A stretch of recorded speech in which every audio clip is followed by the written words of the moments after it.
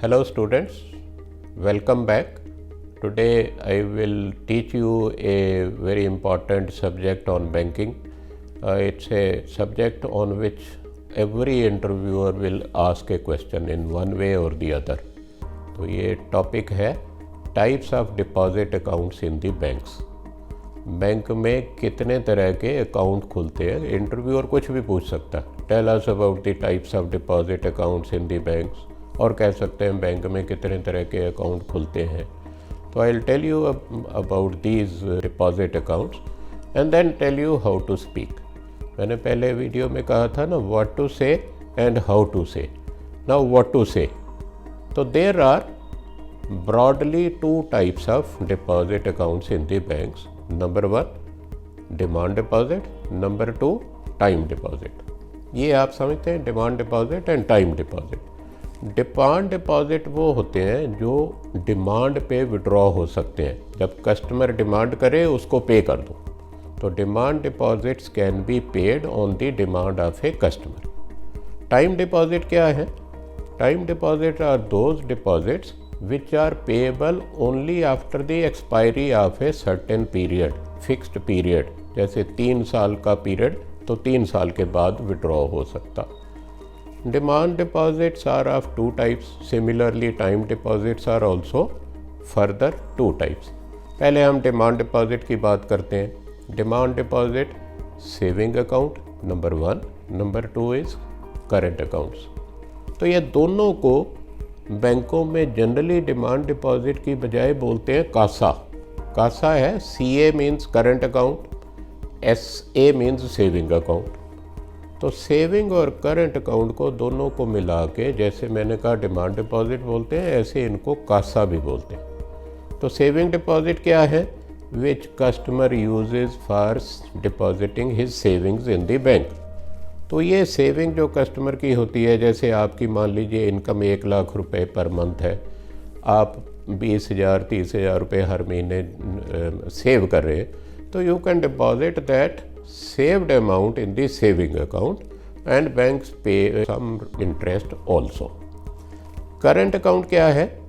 It is for businessman, जैसे partnership firm, private limited company, public limited company, ये अपने business transaction के लिए करंट अकाउंट खोलते हैं। करंट अकाउंट में कितनी भी कोई ट्रांजैक्शन करे, कोई बार नहीं होता। इस पे बैंक इंटरेस्ट नहीं देते, बल्कि कुछ ना कुछ चार्जेस लेते हैं जो करंट अकाउंट खोलता। So demand deposits are of 2 types. If somebody ask you, you can tell him that demand deposits are of 2 types. One is saving account, another current account. इनको हम कासा भी बोलते हैं, राइट। टाइम डिपॉजिट, जैसे मैंने पहले कहा, they are payable after expiry of certain period of time. ये भी 2 तरह के हैं, fixed deposit and recurring deposit. Fixed deposit है जब लमसम में एक ही बार कुछ पैसा बैंक में कुछ पीरियड के लिए जमा करवा दिया।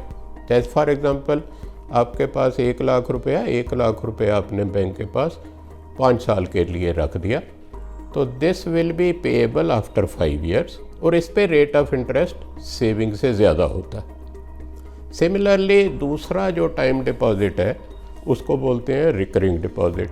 जैसे नाम बताता है ना रिकरिंग, तो कुछ अमाउंट, फिक्स्ड अमाउंट, जैसे 1000 रुपीज़ हर महीने इसमें कस्टमर को जमा करने होते हैं।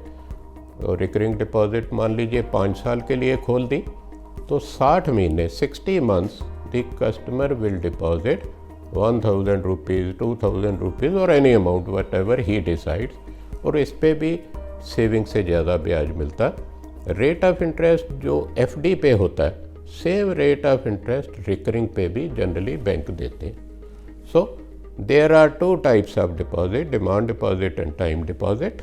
डिमांड डिपॉजिट में saving and current. Saving is used for the saving, current is for the businessman. अब टाइम डिपॉजिट में fix deposit which is for a certain period of time. Recurring में हर महीने एक ही अमाउंट जमा करना कुछ समय के लिए। टर्म डिपॉजिट में जो फिक्स डिपॉजिट और RD की हम बात कर रहे हैं, इस पे जो ब्याज मिलता है उस पे TDS कटता है, टैक्स डिडक्टेड एट सोर्स।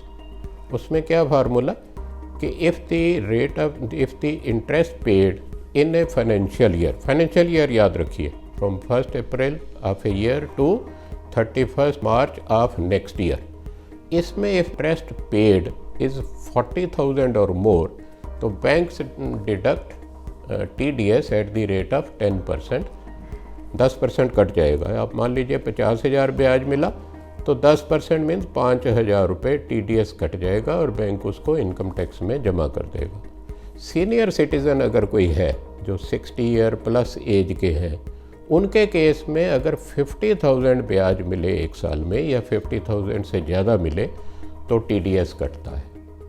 और एक चीज़ और इसमें ऐड कर दें, अगर TDS बचाना हो किसी ने कहा कि मेरी इनकम टैक्सेबल नहीं है, तो बैंक को वो 15G या 15H फॉर्म दे देता है। वो डिक्लेरेशन है कि मेरी सारी सोर्सेज से इनकम जो है टैक्सेबल नहीं है, इसलिए मेरा TDS ना कटिए। तो 15G applies to all citizens below the age of 60 and 15H कौन भरेगा? जो 60 ईयर प्लस है, दैट मीन्स सीनियर सिटीज़न। तो अगर ये फॉर्म भर के बैंक को दे देते हैं तो बैंक TDS नहीं काटता।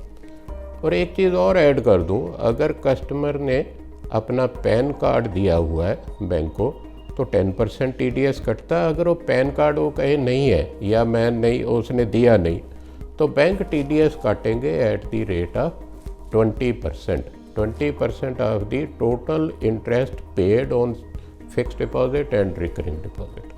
Hope it is clear. If you have any question, you can reach me on the given numbers. Next video में फिर आपको नए टॉपिक लेके आपके साथ बात करेंगे। Thank you.